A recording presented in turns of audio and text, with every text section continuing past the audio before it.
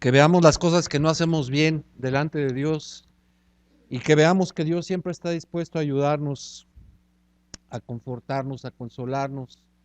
Y esta es una palabra de ánimo para que veamos en dónde estamos parados y que enmendemos el camino. Dice la carta a los hebreos que dejemos de andar con un pie adentro del camino y otro pie afuera, porque eso nos hace andar cojos. Dice que nos metamos en el camino. Y bueno, para eso quiero hablar de una historia de un rey que se llamó Ezequías. Está en el segundo libro de Reyes, capítulos 18 y 19. Yo sé que traen la Biblia, no la busquen. Vamos a irnos muy rápido. Esta historia del rey Ezequías se repite en Crónicas y se repite también en el profeta Isaías en el capítulo 36 en adelante. Eh, El libro de Reyes fue un libro que parece que fue escrito por profetas. Y a diferencia del libro de Crónicas que fue escrita por escribas. Entonces tienen puntos de vista diferentes, o sea, ven las cosas desde un punto de vista diferente. Y se complementa con un pasaje que se encuentra en el primer libro de Reyes, en el capítulo 11, que habla de la división de Israel, del pueblo de Israel, del pueblo de Dios. ¿Cuál fue la razón por la que se dividió el reino?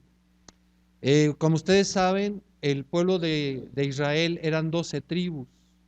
Y después del gobierno de Salomón, a la muerte de Salomón, el reino se dividió en el reino del norte, que tenía 10 tribus, y el reino del sur, que tenía 2 tribus, Judá y Benjamín.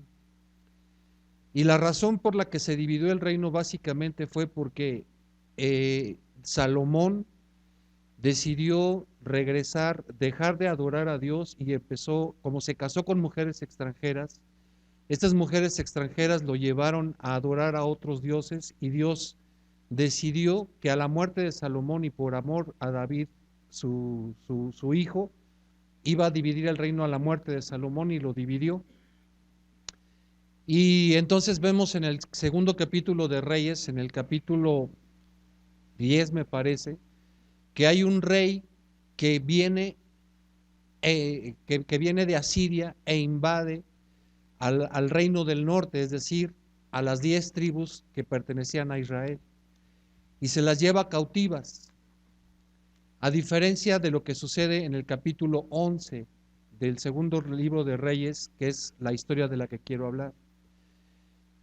En el capítulo, perdón, 18, segundo de Reyes 18. En el segundo capítulo capítulo 18 del segundo libro de Reyes, dice que entró a reinar un rey que se llamaba Ezequías. La palabra Ezequías o el nombre de Ezequías quiere decir Jehová ha fortalecido o Dios ha fortalecido. Y dice que cuando comenzó a reinar este rey Ezequías tenía 25 años y que reinó 29 años sobre Jerusalén. ¿Qué hizo bien Ezequías? Ezequías fue un buen rey. Y dice en el segundo, vamos a hablar de los capítulos 18 y 19 del segundo libro de Reyes. Todo lo que voy a hablar está en el segundo libro de Reyes, capítulos 18 y 19, y también en Isaías 36 en adelante. Ajá. Y también en Crónicas. Bueno, dice, verso 3 dice, hizo lo recto ante los ojos de Jehová, conforme a todas las cosas que había hecho David su padre.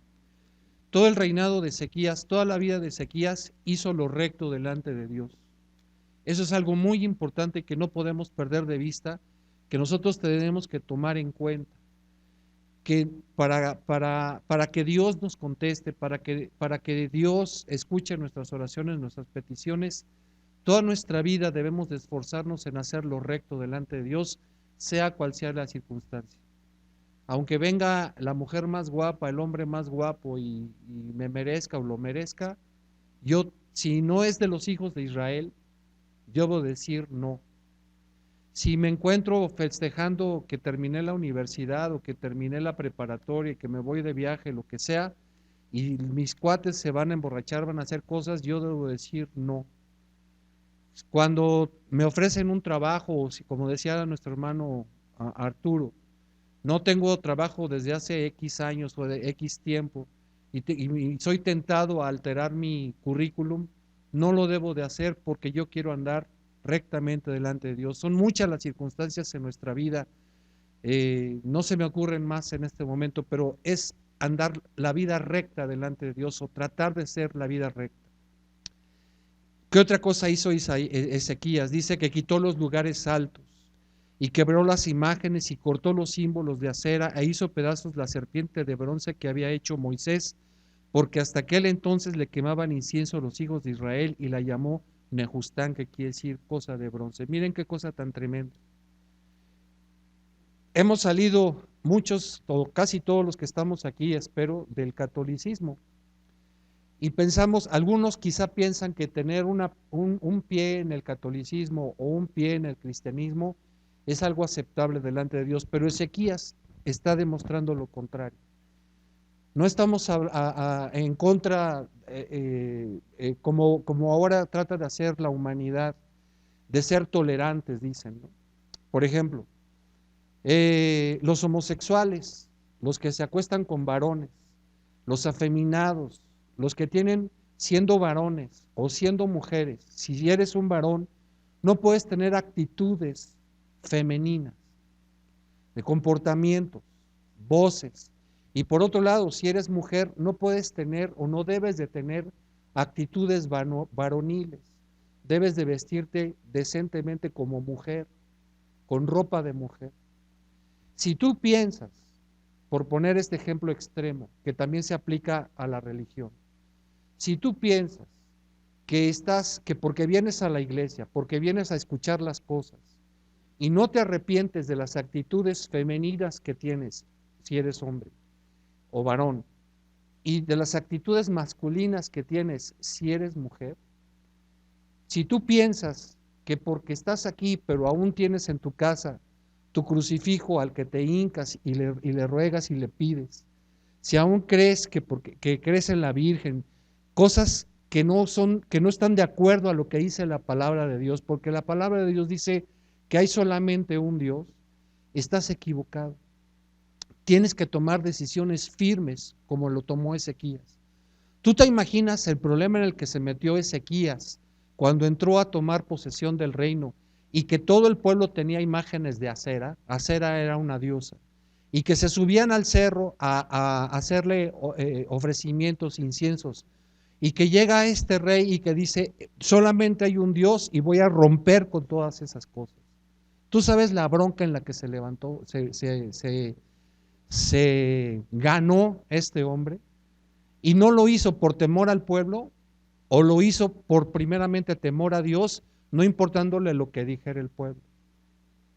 Vas a ver las consecuencias que tienen estas cosas que dice. Llegó a tal extremo que habían conservado la serpiente de bronce que había hecho Moisés. ¿Te acuerdas de por qué la hizo Moisés? Cuando estaban en el desierto, los hombres empezaron a decir, no, estábamos mejor en Egipto. En Egipto eran así las ollas de carne con las que comíamos. Y nosotros estamos aquí en el desierto y estamos a punto de morirnos de hambre. Y entonces Dios les dice, estos cuates no entienden. Y les mandó durante la noche una parvada gigantesca de, ¿cómo se llamaban las? De codornices. O sea, no eran gallinas, eran codornices, ¿no? Y dice que se hartaron de comer de tal manera que vomitaban, de tanto que comieron, vomitaban la codorniz por la nariz. O sea, se hartaron, se atascaron, ¿no? Se saciaron. Y otras cosas que hicieron ahí, y Dios les mandó unas serpientes que los picaran y que los mataran. Y entonces Dios le dice a Moisés, haz una serpiente de bronce, y todo aquel que viera, con el simple hecho de ver esa serpiente de bronce, no iba a morir. Y esa serpiente la conservaron, no sé cuántos años pasaron entre Moisés y esto que estamos hablando acá. Han de haber pasado por lo menos 600 años, así en un cálculo rápido. y la habían conservado, de tal manera que lo que ahora hizo el pueblo fue que como la hizo Moisés, pues ahora se postraban y adoraban a la serpiente de bronce, malentendiendo que no tenían que adorar esa serpiente de bronce, porque uno de los primeros mandamientos que dio Dios fue que no hiciéramos imagen ni semejanza de nada, ni que vuele, ni que se arrastre, ni que ande debajo de arriba, de ninguna manera. Y estos se postraban y adoraban. Para muchos parecerá un sacrilegio el que Ezequías haya destruido la serpiente de bronce. Pero lo que hizo fue correcto, porque el pueblo se había trastocado el corazón y en lugar de adorar a Dios que es invisible, empezaron a adorar la serpiente de bronce. Estas fueron las cosas que hizo bien Ezequías. ¿Y qué es lo que nosotros tenemos que ver si lo que estamos haciendo en nuestra vida está bien hecho? Hay extremos, como lo que dije, del homosexualismo o de ser afeminado. Pero como muchos decimos, no, pues yo no soy afeminado. No, pero tenemos otras cosas. Y nosotros tenemos que esforzarnos por deshacernos de esas cosas. Dice, en Jehová, el Dios de Israel, puso su esperanza, ni después ni antes de él hubo otro como él entre todos los reyes de Judá. O sea, la actitud que tuvo este hombre, no hubo una como la de él, antes de él ni después de él. Porque siguió a Jehová y no se apartó de él, sino que guardó los mandamientos que Jehová prescribió a Moisés, y Jehová estaba con él. A donde quiera que salía prosperaba. Él se rebeló contra el rey de Asiria y no le sirvió. Y oímos la palabra prosperar y luego nos imaginamos el dinero. Como lo que está ahorita de moda en las iglesias.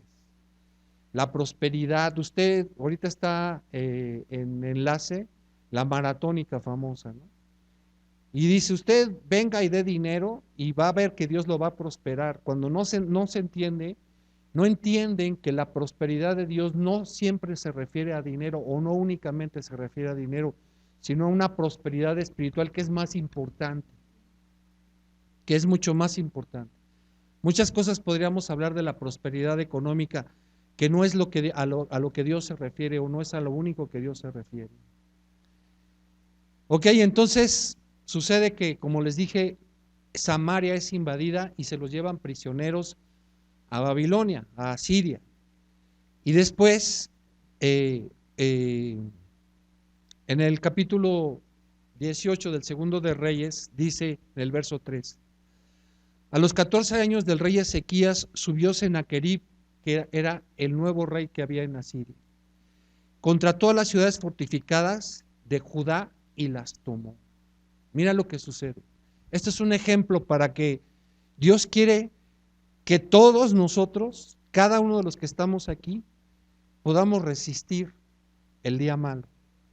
Pero lo que sucedió es que sube este rey de Asiria que se llama Sennacherib. ¿Qué quiere decir Sennacherib? Hay tres posibles significados de Sennacherib. Que era el dios Sin, es decir, había un dios que se llamaba Sin, y uno de los posibles nombres de Sennacherib quiere decir, quiere el dios Sin aumentar el número de mis hermanos. O sea, primeramente el dios Sin, voy a aumentar el número de mis hermanos. O el dios Luna, que también es el significado de Sin, ha aumentado los hermanos, o también Sin, da más hermanos. Es decir, va a aumentar el dios Sin a mis hermanos, ¿no? Fíjate lo importante que dice aquí, que Sennacherib vino a la región de Judá y tomó unas cuantas ciudades, todas las ciudades de Judá. Es decir, todo el territorio de Judá lo tomó Sennacherib, a excepción de una ciudad, Jerusalén, la capital en donde que había fundado David. No tomó solamente Jerusalén. Ahora bien, cuando nosotros tenemos un problema, que estamos viendo que el fuego está rodeándonos, que ya se llevó a fulanito, a la familia sutanita, que la situación está muy crítica, que la situación en mi familia, estoy en una situación no económica de problema, pero mi hija no quiere escuchar del evangelio, tengo problemas con mi esposa, situaciones que nos están llegando a nosotros y que ha avanzado por otras familias, que fulano ya se divorció, que los hijos no obedecen, que está muy rebelde mi hijo, cualquier situación que ustedes se puedan imaginar, casi siempre vamos y tomamos soluciones humanas. Voy a ir con un conciliador de matrimonios, voy a ir con el psicólogo, voy a hablar con la maestra para ver qué está pasando con este muchacho, voy a hacer esto. Siempre vamos a dar soluciones humanas. Una enfermedad grave, no digo que no vayas al médico, pero si te dicen tienes insuficiencia renal crónica, pues no te la vas a quitar, aparentemente. Pero ya tienes el diagnóstico médico, ahora ve con Dios para que para que sepas si vas a morir de esa enfermedad en 50 años o si Dios te quiere sanar, pero tienes que saber tener una solución. A este respecto hay otras cosas que quisiera decir muy rápidas. Por ejemplo, el rey David. El rey David murió ruquito, murió de viejo, pero cuando murió ya no veía. Y no estaba diciéndole, Dios, quítame las cataratas, que yo pueda ver. Murió el hombre con frío. Tan es así que murió con frío que le dieron a mujeres jóvenes para que durmieran con él y lo calentaran. Y no estaba, Señor, ¿qué hice para merecer esto? Pues ya llegaste a ruco. Cuando eres joven, no te duelen las rodillas. Cuando eres joven, no te duele la espalda. Cuando eres joven, sales sin camiseta. Cuando ya tienes mi edad y más, ya te duelen las rodillas, ya te duele la espalda, ya no puedes salir en camiseta como solías hacerlo, ya te tienes que cuidar. ¿Por qué? Porque ya llegaste a ruco. Entonces tienes que saber cuál es tu posición en la vida.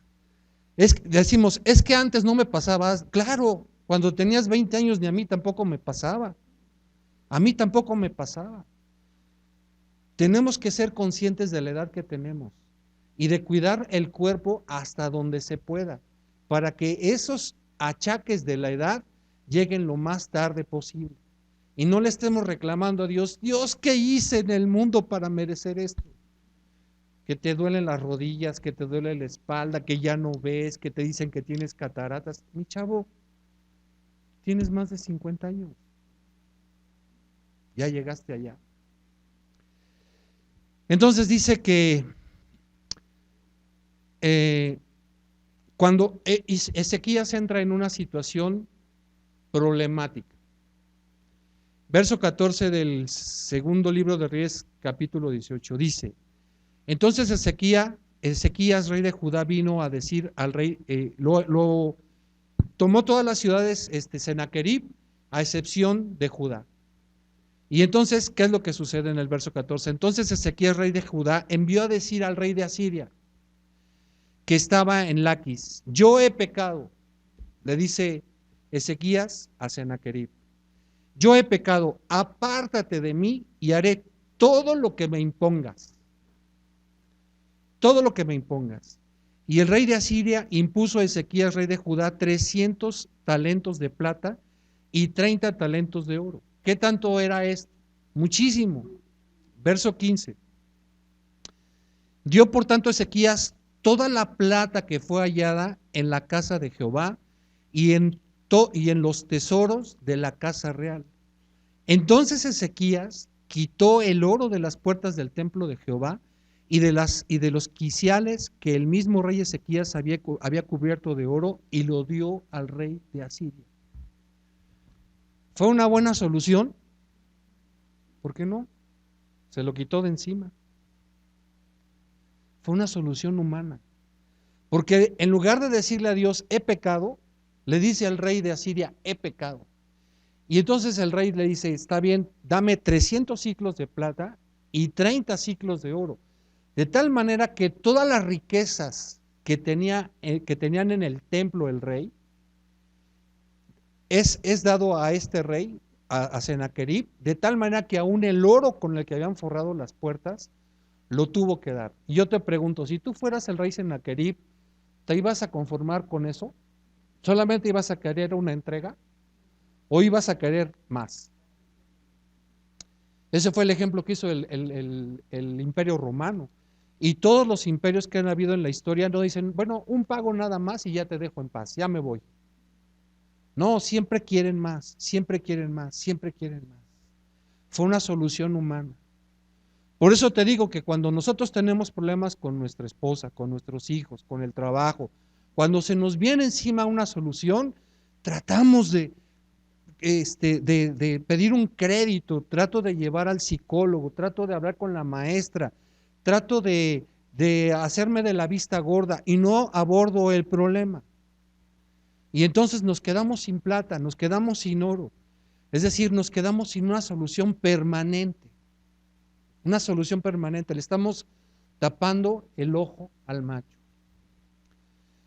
Sigue, segundo de Reyes 18, del 14 al 10, del 17 al 20 y tantos. Después el rey de Asiria envió contra el rey Ezequías al Tartán, al Rabsaris y al Rabsés. O sea, eran puestos que tenía este rey, o sea, como a sus generales o a sus ministros, ¿no? Y dice, con un gran ejército los envió desde Laquis contra Jerusalén y subieron y vinieron a Jerusalén. Y habiendo subido, vinieron y acamparon junto al acueducto del estanque de arriba, en el camino de la heredad del lavador. Llamaron luego al rey, o sea, viene el ejército y se queda parado el ejército y mandan a 3 representantes para que hablen con el rey Ezequías. Y el rey Ezequías dice en él, vayan ustedes, manda a sus ministros, manda a 3 personas también. Y se llamaron al rey y salió de ellos Eliaquín, hijo de Hilcías, o sea, de parte de Ezequías, mayordomo, y Sebna, escriba, y Joa, hijo de Asaf, canciller. O sea, mandó a un mayordomo, a un escriba y a su canciller, a su secretario de Relaciones Exteriores. Verso 19, y les dijo Rabsaces, decid ahora Ezequías, así dice el gran rey de Asiria, ¿qué confianza es esta en que te apoyas? Dices, pero son palabras vacías, consejo tengo y fuerzas para la guerra, mas ¿en qué confías? ¿Que te has rebelado contra mí? He aquí confías en este báculo de caña cascada, en Egipto, en el cual si alguno se apoyare, se le entrará por la mano y la traspasará.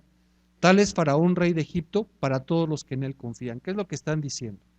Le dice, bueno, ya te caíste con 300 ciclos de plata y 300 ciclos de oro, pero queremos más.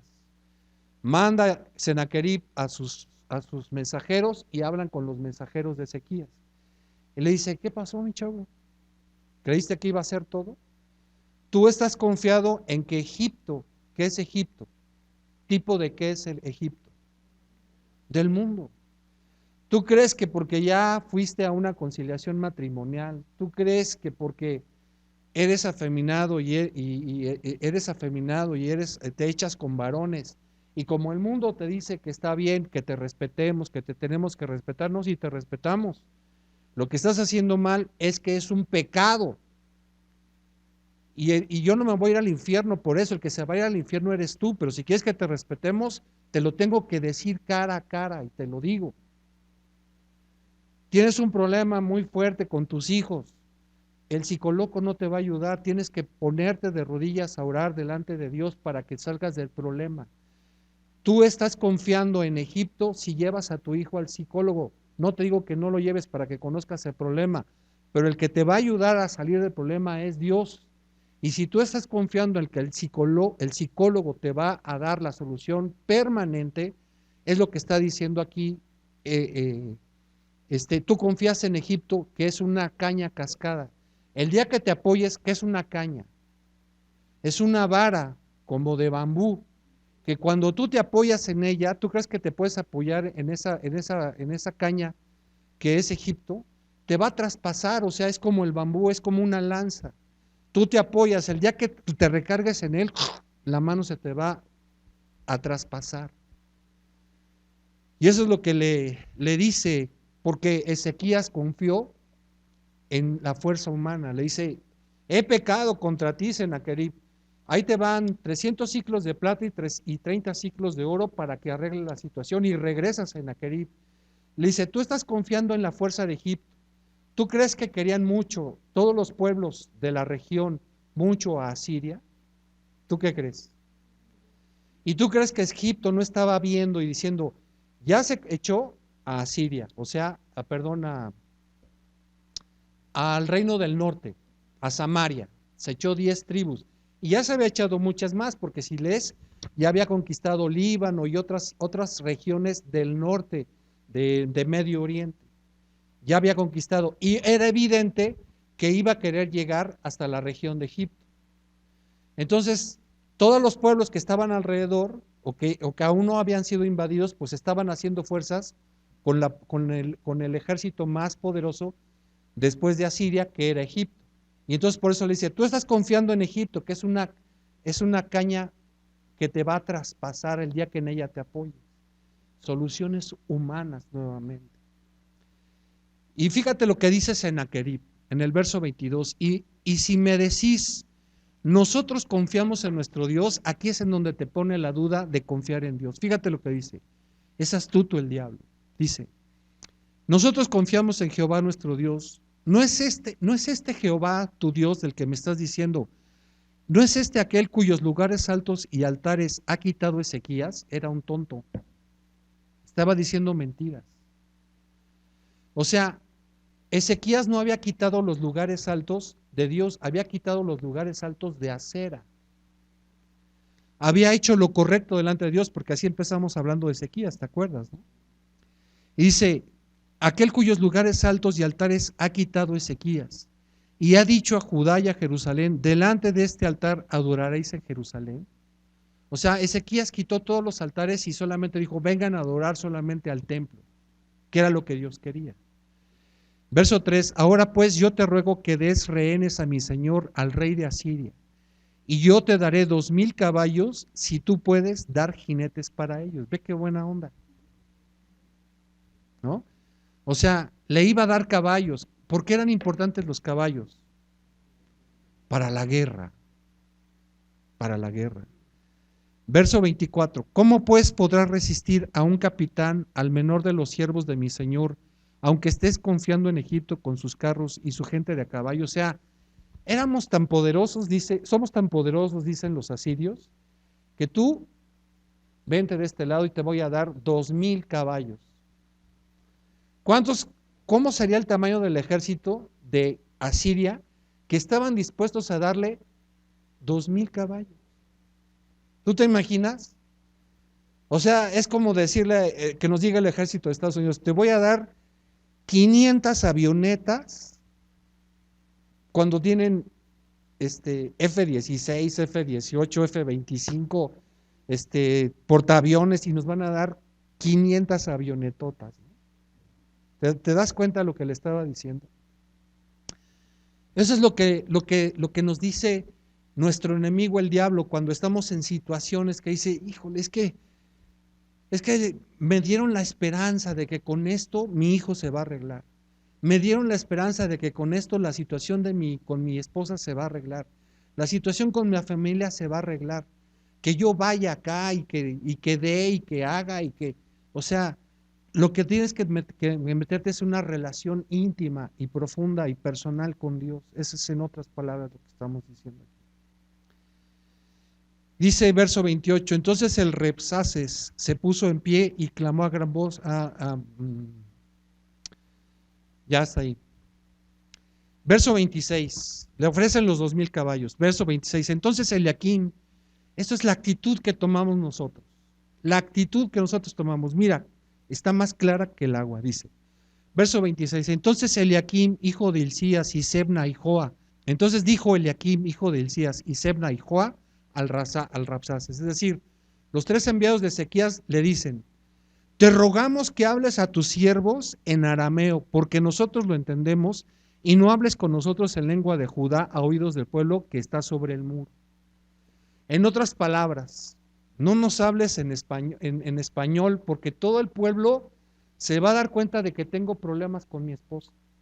Porque toda la gente se va a dar cuenta de que tengo problemas con mi hija. Porque todo el pueblo se va a dar cuenta de que tengo problemas porque soy afeminado, porque soy homosexual. Tú, que nadie se entere. Dímelo en ruso, porque nosotros tres sí hablamos el ruso, pero todos los que están en el pueblo, porque obviamente la ciudad estaba amurallada, Jerusalén, por eso no la habían tomado. Y entonces salen de la ciudad estos tres enviados de Ezequías, hablan con los enviados de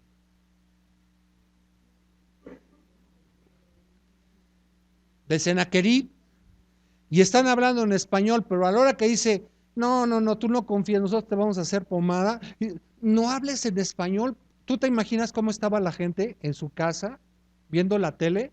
¿O estaban en la orilla del muro viendo qué es lo que decía? Estaban en la orilla a ver qué negociaban, ¿no? Dice, no nos hables en español, háblanos en ruso, porque si no se van a enterar estos y quién sabe qué revuelta nos vayan a hacer y van a presionar al rey Ezequías para que se rinda, entren ustedes y tomen la ciudad. ¿Y qué les dice? ¿Qué le contesta los enviados de Senaquerib? Dice, ¿tú crees que el rey nos ha mandado para que solamente ustedes tres oigan esto y no se entere todo el pueblo a qué se va a enfrentar, a qué consecuencia va a tener? Nosotros queremos que el pueblo se entere para que sea un medio más de presión para que Ezequías ceda delante de eso. O sea, queremos que el pueblo lo oiga para que sepa a qué se están metiendo. Y nosotros, ¿qué es lo que hacemos? Nosotros cuando tenemos un problema, nos envolvemos en nosotros mismos. Que la gente no se entere. La gente del mundo, ¿para qué se entera? No te va a dar una solución. Los que nos debemos de apoyar es en nosotros, en la iglesia, para que la iglesia esté orando e intercediendo por ese problema grave que tiene. Que el día que lo tenga yo, se los debo de decir para que ustedes estén orando y apoyándome en oración para solucionar el problema grave que tengo. Mira cómo es el Señor. Dice en el Nuevo Testamento, no recuerdo en este momento el pasaje, dice, confesaos vuestros pecados los unos a los otros. No dice, guárdense, que nadie lo sepa, escóndanse, métanse ahí en su casa y estén rumiando su pecado, su coraje, su enojo, su problema. No, dice, confesaos. Y en otra parte dice, soportándoos los unos a los otros. No quiere decir que como me cae gorda, la soporte, la aguante. No, soporte es en el sentido de columna. Que cuando tengas un problema, te apoyes. Pero estos cuates querían otra cosa. Verso 30, Senaquerib dice, haz pacto conmigo, no confíes en Dios, le dice en el verso 30, y no os haga Ezequías confiar en Jehová, diciendo, ciertamente nos librará Jehová, y esta ciudad no será entregada en la mano del rey de Asiria. Eso es lo que le dice el diablo, nos dice el diablo, no confíes en Dios. Dice verso 31, no escuchéis Ezequías, porque así dice el rey de Asiria, haced paz y salid a mí. Tú haz pacto conmigo, tú no confíes en el Señor, tú no confíes en que los hermanos en la iglesia van a estar orando por ti. Tú apóyate en el psicólogo, tú lleva a tu hijo a la escuela para que vea qué problema tiene. Es un problema que tiene, ¿cómo le llaman eso? Es hiperactivo el niño. Con la edad se le va a quitar. No puedo imaginarme qué problemas podamos tener. Me explico, soy torpe. Y dice, y coma cada uno en su vid y de su higuera. Cuando si tú lees lo que dice el Nuevo Testamento, el libro de los Hechos, dice, y todas las cosas serán compartidas entre todos. Ve la diferencia entre la iglesia y lo que te dice el mundo. Dice, cada quien coma de su vid, o sea, cada quien lo que siembre, eso que coma, ¿no? Y beba cada uno de las aguas de su pozo. Verso 32. Senaquerib te ofrece una paz aparente, finalmente te llevará cautivo nuevamente. Mira lo que dice. O sea, tú vas a padecer, a comer de tu vid, de tu agua, vas a comer de lo que tú produzcas hasta que yo venga y os lleve a una tierra como la vuestra. Tierra de grano y de vino, tierra de pan y de viñas, tierra de olivas, de aceite, de miel, y viviréis y no moriréis. no oigáis a Ezequías, porque os engaña cuando dice, Jehová nos librará. Mira, pon atención. Cuando Dios manda, cuando el pueblo de Israel está a punto de entrar a tomar posesión de la tierra, le dice el pueblo a Moisés, le dice, oye, vamos a mandar 12 espías para ver cómo está la tierra. ¿Te acuerdas? Cuando regresan los 12 espías, ¿qué dicen? Es una tierra donde fluye leche y miel. Ya tenías la tierra. ¿Para qué ibas a servir a Sennacherib? Para que te llevara a otra tierra, en donde fluye leche y miel. Ya estás en la tierra donde fluye leche y miel. No importa el problema que tengas en este momento, estás a punto de ser invadido, pero estás en una tierra que Dios te dio, en donde dice que fluye leche y miel. Hay abundancia aquí. Si no estamos en esa abundancia, es porque algo está pasando en mí. No en Dios, en mí. Porque Dios ya me llevó a esa tierra en donde nada más es cuestión de que yo aviente la semilla y que trabaje la tierra, por supuesto. Pero ya es una tierra en donde fluye leche y miel. Y mira lo que te está diciendo Sennacherib. Después de un tiempo, o sea, tú siembra y cuando yo ya esté listo voy a venir por ti, te voy a llevar a una tierra en donde abunde el grano, en donde hay leche a lo bestia, en donde hay miel a lo bestia, en donde no vas a padecer hambre. Pues si ya no deberías de estar padeciendo hambre acá. ¿Dónde está el Dios de Amad y de Arfad? O sea, pueblos que había conquistado. ¿Dónde está el Dios de Serfabaim, de Ena y de Iba? ¿Pudieron estos librar a Samaria de mi mano? ¿Qué Dios de todos los dioses de estas tierras ha librado de su tierra mi mano para que Jehová libre de mi mano a Jerusalén? Está la tierra llena de homosexuales. Está la tierra llena de divorcios, de problemas familiares. Está la tierra llena de problemas con los hijos que tienen, desde niños tienen cáncer, tienen enfermedades rarísimas que cada día se comportan peor los niños porque ven televisión o por no sé qué te diga el psicólogo. Pero cada día la situación está peor. ¿Tú crees que Dios te va a librar? Si no ha librado a todo el mundo, cada día están subiendo más los divorcios, cada día hay más homosexuales, cada día tienen más derechos, cada día más, más, más. ¿Tú crees que Dios te va a librar a ti? Segundo de Reyes, capítulo 19. ¿Qué hizo Ezequías? Cuando el rey Ezequías lo oyó, o sea, vienen ya con el mensaje de sus enviados, dice, rasgó sus vestidos y se cubrió de cilicio y entró a la casa de Jehová. O sea, ¿qué hizo? Se humilló, fue y oró, pero acuérdate que Ezequías siempre había hecho lo recto delante de Dios. Y envió a Eliaquim mayordomo, a Sebna escriba y a los ancianos de los sacerdotes cubiertos de cilicio al profeta Isaías, hijo de Amós. A ver, no es porque Isaías fuera un santo, es porque Ezequías oró a Dios y esperaba la respuesta de Dios a través de Isaías. ¿Sí me doy a entender? O sea, no es que Isaías fuera el poderoso y le dijera, no, yo voy a hacer esto. No, no, no, no.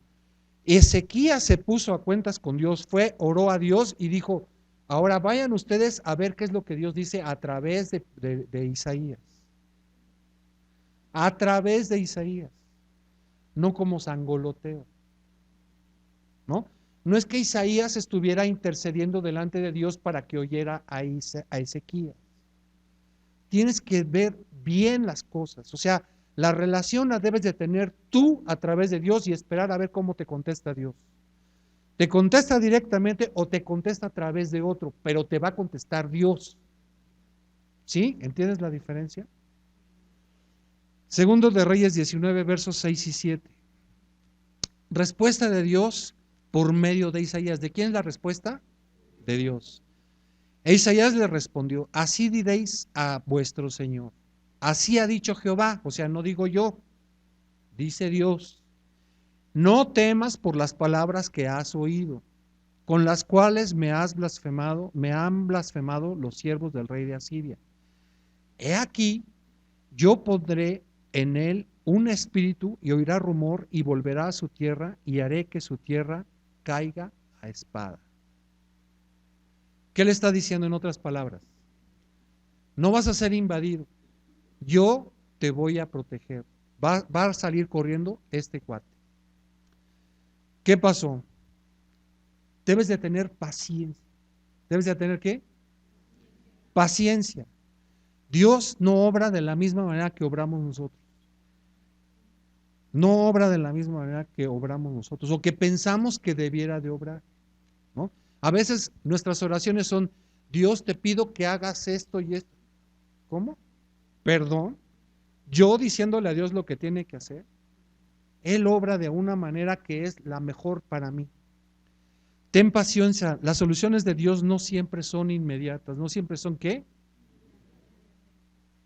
Vas a encontrar trabajo, pero hasta que estés bien afiladito, bien calmadito, que ya no creas que tienes los mejores currículums: doctor en ciencias ocultas por la Universidad de Harvard, doctor en cosas subterráneas por la Universidad de no sé dónde, o sea, y ya tienes lo mejor, ¿y por qué no encuentro trabajo? Porque estás siendo tratado por Dios. Cuando dejes de confiar en tus fuerzas, es cuando ya eres capaz de recibir lo que Dios quiere para ti. Verso 8 del capítulo 19. Y regresando el Rabsaces halló al rey de Asiria combatiendo contra Libna, porque oyó que se había ido a Laquis. O sea, ¿qué es lo que está pasando? Que llega el Rabsaces, o sea, los 3 enviados de Sennacherib, y le dicen: tú así asado tienes que hacerle, que no sé qué. Ezequías oye eso, se pone a orar y se humilla delante de Dios. Entonces manda a sus 3 enviados ahora con Isaías. Le dice: no vas a ser invadido. Cuando regresan los Rabsaces, se dan cuenta que tienen que irse de volada porque el rey Sennacherib está teniendo problemas en otro lado. Y entonces los que estaban en el muro, ¿qué crees que hicieron? ¿Se pusieron tristes porque ya no iban a ser invadidos? Se pusieron felices porque el rey de Sennacherib se había tenido que retirar. ¿Era lo que Dios le había dicho? No, no. Dios le dijo que iba a librarlos permanentemente del ejército y que iba a morir el Sennacherib. Mira, ¿cómo se llama? Sí, Sennacherib. Dice: oirá rumor y volverá a su tierra y haré que en su tierra caiga a espada. O sea, iba a oír un rumor y lo iban a matar. ¿Lo mataron? Todavía no. Y oyó decir que Tirhaka, rey de Etiopía, había salido para hacerle la guerra. Entonces volvió y él envió embajadores a Ezequías diciendo: así diréis Ezequías, rey de Judá, no te engañe tu Dios. O sea, me voy, pero volveré, ¿no? Dice: no te engañe tu Dios en quien confías, para decir: Jerusalén no será entregada en la mano del rey de Asiria. He aquí tú has oído lo que han hecho los reyes de Asiria a todas las tierras, destruyéndolas. Escaparás tú, o sea, como MacArthur, ¿no? Dice: ahorita me voy porque tengo una bronca por ahí, pero voy a regresar. Verso 15. Dios quiere perfeccionar nuestra confianza en Él. Verso 15. Oró Ezequías delante de Jehová, otra vez, o sea, le dijo: Señor, ya se fue un ratito, pero ya me dijo que va a venir. Señor, ya encontré trabajo, pero me volvieron a correr. Señor, mis cuates, los homosexuales, se están burlando de mí porque dicen que yo tengo que confiar, porque les dije que voy a confiar en Dios y se están haciendo burla de mí. Señor, la medicina que me dio el psicólogo, ya la descontinuaron, yo ahora sí no sé qué voy a hacer. O sea, problemas confiando o siendo resueltos por humanos. Oró Ezequías delante de Jehová diciendo: Jehová, Dios de Israel, que moras entre los querubines, solo tú eres Dios. Todos los reinos de la tierra, tú hiciste el cielo y la tierra. Inclina, oh Jehová, tu oído y oye. Abre, oh Jehová, tus ojos y mira, oye las palabras de Sennacherib, que ha enviado a blasfemar al Dios viviente. Es verdad, oh Jehová, que los reyes de Asiria han destruido las naciones y sus tierras. y que echaron al fuego a sus dioses, por cuanto ellos no eran dioses, sino obra de manos de hombres, madera o piedra, por eso los destruyeron. Ahora pues, oh Jehová Dios nuestro, sálvanos, te ruego, de su mano, para que sepan todos los reinos de la tierra que solo tú eres Jehová. La respuesta definitiva de Dios es la siguiente. Esto fue la humillación nuevamente de Ezequías. Verso 32. Por tanto, así dice Jehová acerca del rey de Asiria: no entrará en esta ciudad, ni echará saeta en ella. ¿Qué es saeta? Flecha. No va a echar ni una flecha. Ni vendrá delante de ella con escudo, ni levantará contra ella baluarte. Por el mismo camino que vino, volverá y no entrará en esta ciudad, dice Jehová. Porque yo ampararé a esta ciudad para salvarla por amor de mí mismo, no por lo buenos que son ustedes, no por lo buenos que es Ezequías, no porque tienes las rodillas sangrantes de tanto que me oras, no, por amor de mí mismo. Hice por amor de mí mismo y por amor a David mi siervo. Y aconteció que aquella misma noche salió el ángel de Jehová y mató en el campamento de los asirios, ¿a cuánto? 185,000. Y cuando se levantaron por la mañana, he aquí, todo era cuerpos de muertos. Entonces Sennacherib, rey de Asiria, se fue y volvió a Nínive, donde se quedó. Aconteció que mientras él adoraba en el templo a Nisroch, su dios, Adramelech, Sarecer y sus hijos le dieron espada y huyeron a tierra de Arad, y reunió en su lugar Esrar a Adón, su hijo. ¿Esto es lo que le había dicho Dios? Ah, pues se los cumplió. Se los cumplió. Lo que pasa es que las soluciones de Dios no son inmediatas. Y las soluciones que te da Dios y lo que Dios va a hacer, te lo va a decir, si te va a sanar o no te va a sanar. Si vas a morir de esa enfermedad. ¿Le tienes temor a la muerte? Ah, mucho, puro machito aquí. Puro machito,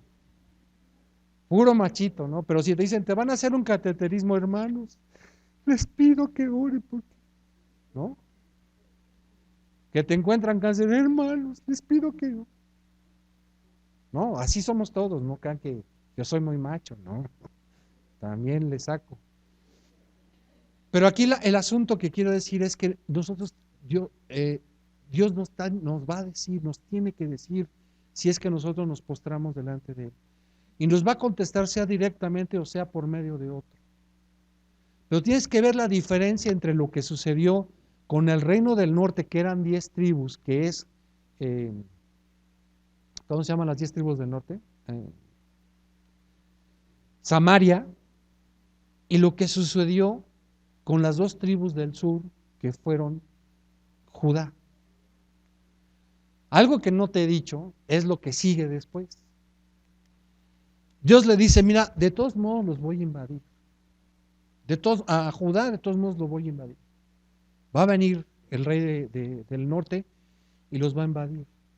Lo que pasa, Ezequías, es que durante todo el tiempo que tú vivas, vas a tener paz y no vas a padecer nada. Después de que tú mueras, van a ser invadidos. ¿Cuál fue la diferencia? Lo primero que leímos, lo que hizo bien Ezequías. Es decir, eso es una garantía. Esto es una garantía para que el que haga lo recto delante de Dios se la va a llevar tranquilo, con problemas, pero Dios los va a solucionar.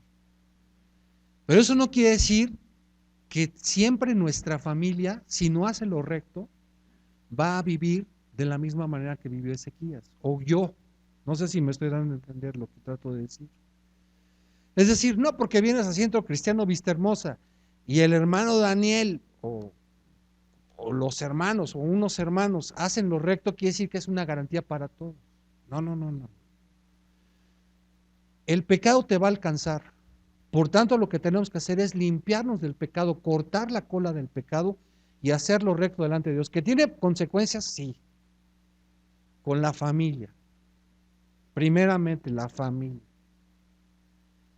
¿Cómo de que ya no eres católico?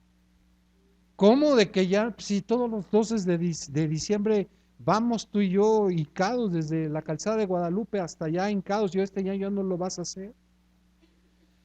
¿Cómo de que ya no quieres, ahora ya no nos vamos a agarrar a besos como lo hacíamos antes, ¿no?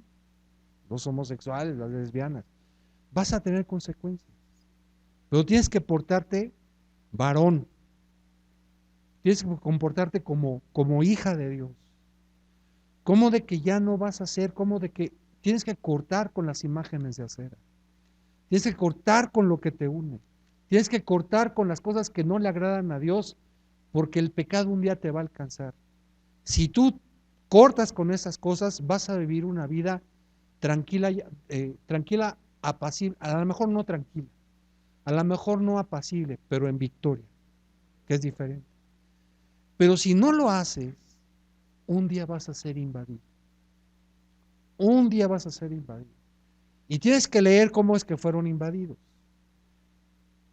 Ezequías, lee cómo fueron invadidos, cuánta comida le dio Dios a Ezequiel, para que veas las hambres que padecieron, cuántos vivieron, lee Jeremías, para que veas las consecuencias de una invasión. O sea, es cosas terribles, es algo terrible no estar con Dios. ¿Qué pues haremos? Pues lo que te recomiendo que hagas es primero que vuelvas a leer esto tranquilamente en tu casa y te veas. Por eso siempre hemos dicho que la palabra de Dios es como un espejo. La fuente de bronce de la que tenía el tabernáculo de reunión es el único elemento que no se sabe cuánto pesaba. ¿Por qué? Porque tú puedes sacar de la palabra de Dios consejo para tu vida, para mi vida, tanto como tú estás dispuesto a buscar en Él. ¿Sí me doy a entender? Por eso no tiene medida, no se sabe cuánto medía la fuente de bronce. Lo que sí se sabe es que estaba recubierta con plata abajo para que cuando llegaran a lavarse pudieras verte y mejorar los caminos delante de Dios, ponerte en orden delante de los caminos de Dios. Esto que estamos hablando hoy es una palabra de ánimo, de exhortación, de consolación, de edificación, para que el que la quiera tomar, la tome, que va a tener consecuencias a lo mejor con tu vieja, hijo, a lo mejor, o con tu viejo, o en la escuela, o en el trabajo, porque ahora te van a decir que eres un, ¿cómo dicen? Mocho y exagerado, ¿cómo le dicen esos? Fanático, ¿no? Pero ve a dónde llevó al fanatismo de Ezequías, ve a dónde lo llevó. Aquel murió tranquilo. Ezequías dice una frase, dice, al menos va a haber paz y mis ojos no van a ver lo que Dios va a hacer con este pueblo, porque no todo el pueblo es como Ezequías. Entonces, pues en lo que dependa de ti, que es todo lo que hemos hablado, pues hagamos lo recto delante de Dios. Vamos a ponernos de pie.